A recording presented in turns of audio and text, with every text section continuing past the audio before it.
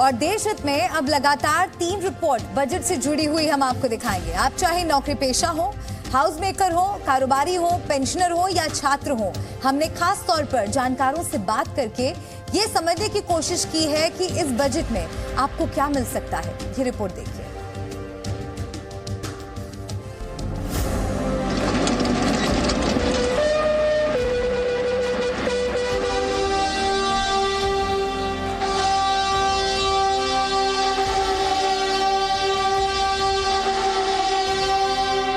मेरी सरकार ने देश हित को सदैव सर्वोपरि रखा।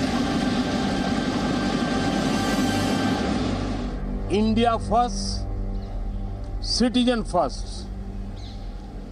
सबसे पहले देश, सबसे पहले देशवासी। बजट पर प्रधानमंत्री नरेंद्र मोदी का बड़ा हिंट। आज के वैश्विक परिस्थिति में भारत के बजट के तरफ न सिर्फ भारत का लेकिन पूरे विश्व का ध्यान है। भारत का बजट कैसा होगा, 20 मिनट में सब पता चलेगा।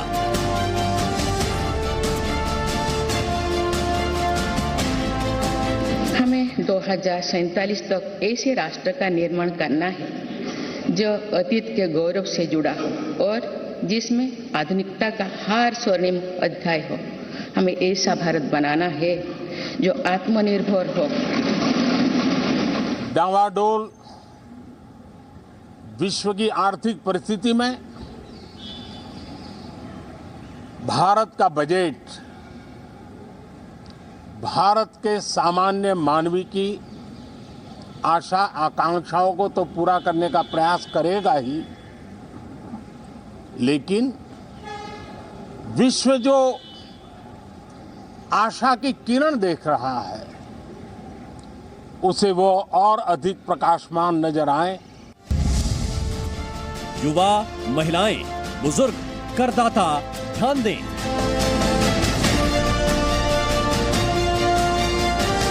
ये ATC बहुत पहले से 1.5 लाख है, तो उसको रिवाइज करके थोड़ा बढ़ाया जाए, क्योंकि ये बहुत ही आई थिंक 7-8 साल पहले ये उसके बाद रिवाइज नहीं हुआ। घरेलू सिलेंडर का दाम कम होना चाहिए, अभी 1100 से ऊपर पहुंच गया है। तो सबसे पहली एक्सपेक्टेशन तो होती है इनकम टैक्स में कुछ रिबेट, कंसेशंस, थोड़ा स्ट्रक्चर हो। पूरा भरोसा है निर्मला जी इन अपेक्षाओं को पूर्ण करने के लिए भरपूर प्रयास करेंगी। बजट में कल क्या होगा, आज जानिए। माना जाता है कि हमारे देश की कुल आबादी में बमुश्किल 1 से 2% लोग टैक्स देते हैं। टैक्स देने वालों को हर साल बजट से बहुत उम्मीद रहती है। बजट से पहले इस बात का अंदाजा लगाया जाता है कि आखिर सरकार कितनी छूट दे सकती है। साल 2014 में आखिरी बार तब के वित्त मंत्री अरुण जेटली ने टैक्स छूट की सीमा बढ़ाई थी। यही वजह है कि इस बार टैक्स पेयर्स की उम्मीदें आसमान छू रही हैं।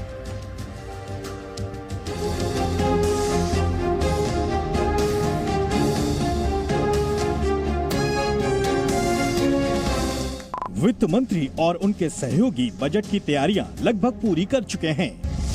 हलवा सेरेमनी पहले ही हो गई। इस स्वादिष्ट हलवे को देख टैक्स पेयर की उम्मीद भी जागी है।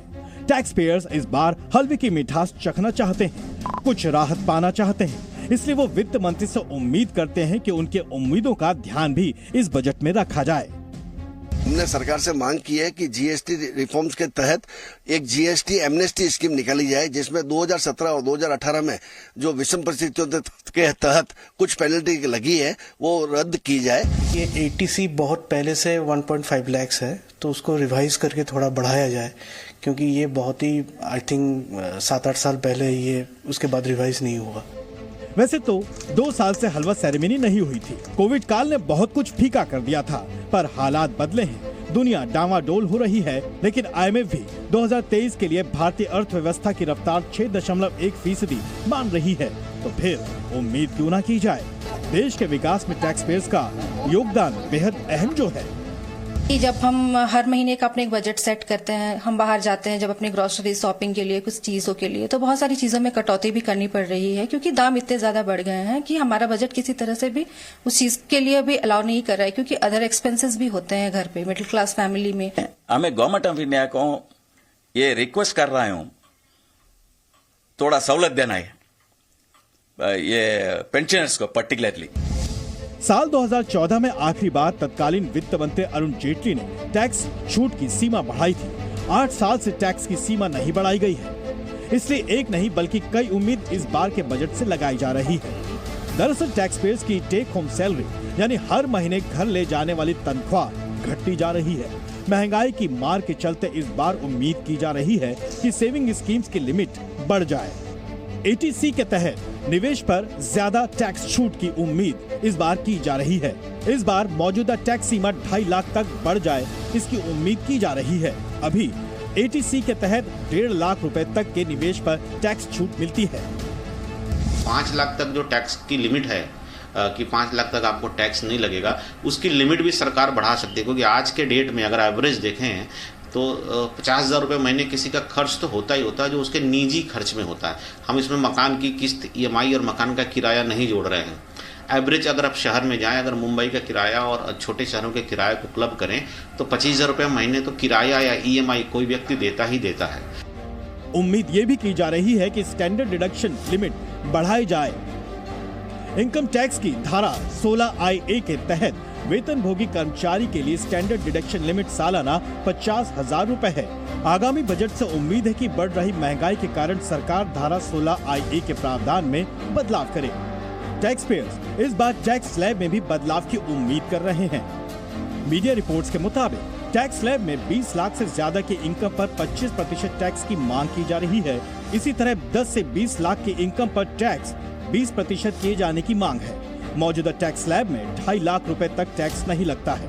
2.5 से 5 लाख तक 5%, जबकि 5 से 7.5 लाख रुपए की आय पर 10% टैक्स, 7.5 से 10 लाख रुपए की आय पर 15% टैक्स, 10 से 12.5 लाख रुपए पर 20% टैक्स, 12.5 से 15 लाख रुपए पर 25% टैक्स और 15 लाख से ज्यादा पर 30% टैक्स है।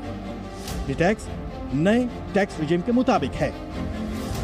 जानकार ये भी मानते हैं कि सरकार अगले साल होने वाले आम चुनाव को भी ध्यान में रखकर बजट में बड़ी राहत दे सकती है। सरकार की बात करें तो केंद्र सरकार की अगले साल 24 में इलेक्शन होने वाला है, तो ये वर्ष जो है उसमें ज़्यादा वो कोशिश करेगा कि वेलफेयर मेजर्स लोगों के लिए या ऐसे मेजर्स जो शॉर्ट टर्म मेजर्स है जिसका रिजल्ट तुरंत में आ जाए।